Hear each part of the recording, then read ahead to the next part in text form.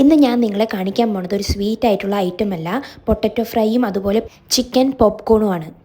ഈ പൊട്ടറ്റോയ്ക്ക് പറയുന്നത് വെജീസ് എന്നാണ്. ഞാൻ ചോദിച്ചു എന്തുകൊണ്ടാണ് ഈ പൊട്ടറ്റോനെ വെജീസ് എന്ന് പറയുന്നത്. കാരണം ഈ ഷേപ്പിൽ കട്ട് ചെയ്യുന്നത് കൊണ്ടാണെന്നാണ്. അതുപോലെ ഇതിൻ്റെ പുറത്ത് ക്രിസ്പിയും ഉള്ളിൽ സോഫ്റ്റും ആയിരിക്കും.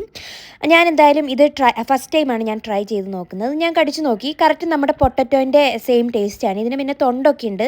തൊണ്ട് തിന്നുന്നത് നമുക്ക് ഗ്യാസ് കുറയ്ക്കാൻ നല്ലതാണെന്ന് പറഞ്ഞു കേട്ടിട്ടുണ്ട്. മയോണൈസിൽ മുക്കി തിന്നപ്പോൾ ഒരു നല്ല ടേസ്റ്റ് ഉണ്ടായിരുന്നു. നല്ലൊരു ഗാർലിക് പൗഡറിൻ്റെ ഒക്കെ ഒരു ടേസ്റ്റ് ഉണ്ടായിരുന്നു. അത് കഴിഞ്ഞിട്ട് ഞാൻ കഴിച്ചത് ചിക്കൻ പോപ്കോൺ ആണ്.